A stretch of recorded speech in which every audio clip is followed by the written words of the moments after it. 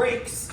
So first we talked about how like the most standard option for hitting a break is to stop and hit a cool pose.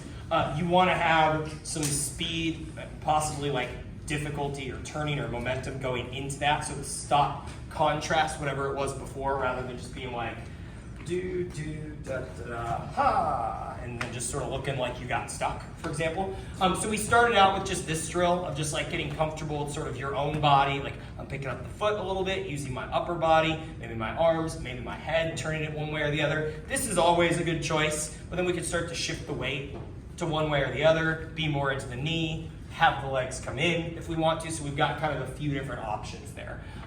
Then we talked about leaders. This wouldn't be ideal, but followers, you have to deal with this sometimes where they go 5, 6, 7, 8, and that's all you got. But you can at least add a little bit in your body with that, right? Leaders, that works a lot better if you put a turn in front of it. 5, 6, 7, 8, boom, that contrasts more. Even better if I think my followers fast enough to make it through 2, 5, 6, 7, 8. That stands out even more, right? We did a bunch of similar examples to that. We had the 1 turn, 2 turns. We did the outside turns going the other way. We talked about if you had more time doing like a whip to eat up a little bit at the beginning and then hit this at the end, for example. So I might do 1, 2, 3, 4, 5, 6, 7, 8, then hit that, for example. We did the inside turn to the duck one, talking about how many turns I do right there kind of depends on how much time I have, right? Sometimes we go right into it, sometimes 1, 2, 3 turns. We could go over like, if it's 6 counts, do this, and if it's 8 counts, do this. But I tend to just be like, turn until we get to the end, and then do the duck right before and stop is more the way my brain works on it. We had a little bit of a conversation about like numbers versus not. I tend to think in terms of, well, this seems like about this much time, and this is about this long, and then I adjust it. However, keeping track of the 8s and then having a concept of this is a 6 count, this is an 8 count, this is a 4 count, this is a 2 count option is where a lot of people have to start to then hone that instinct. But then for most people, that's not the end goal. The end goal would be to have that as more of an instinct and less of a math class. Then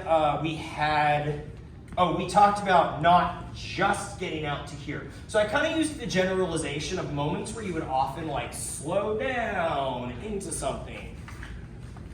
Boom, boom, here, there. All of those work really well as breaks. Instead, we're just going to repurpose them, right? So I might be here and then that stops, right?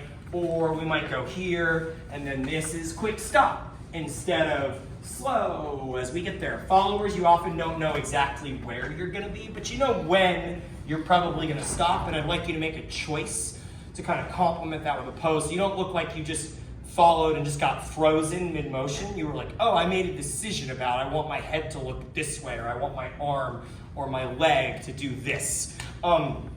We talked about 2 count options. Generally speaking is shadow position-ish. There are other options, but those are your main ones. So I'm going to go 7, 8, 1, or 7, 8, 1, or 7, 8, 1, right? Or if I got these hands, 7, 8, 1. I'm not going to go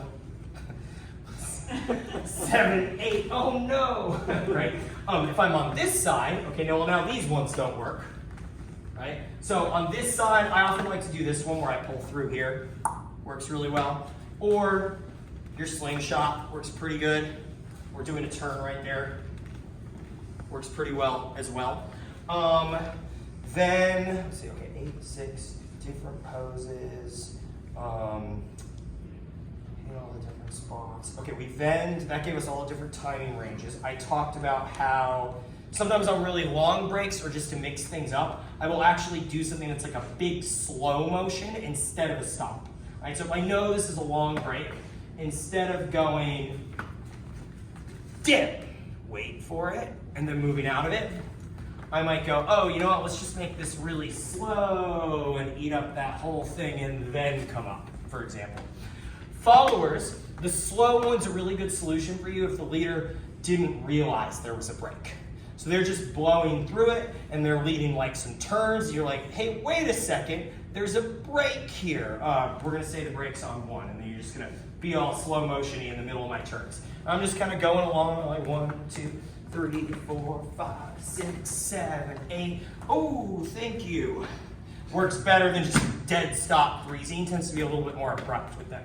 Also works really well if you're not quite gonna make it to where they wanted you to be. So maybe I wanted this to be 1, 2, 3, 4, 5, but it turns out the brake's on 3, not on 5. So on 3, start going in slow motion, but use slow motion to get to where I wanted you. 1, 2, 3, 4, and we still get there, right? My partner still gets to where I was set up to be, and the slow motion makes it really easy for me to react to them when they do that.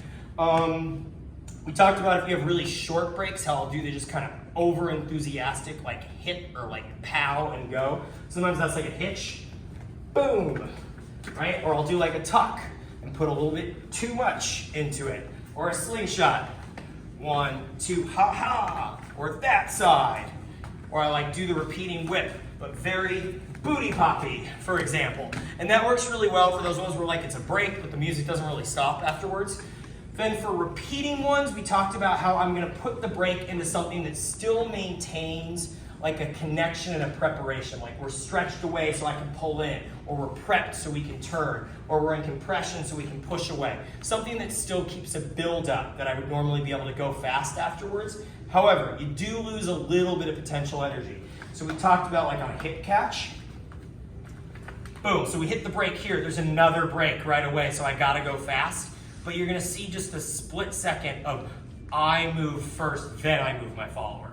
If we get here and then I just try to do this from nowhere, my partner knew it was coming and it still didn't feel very good.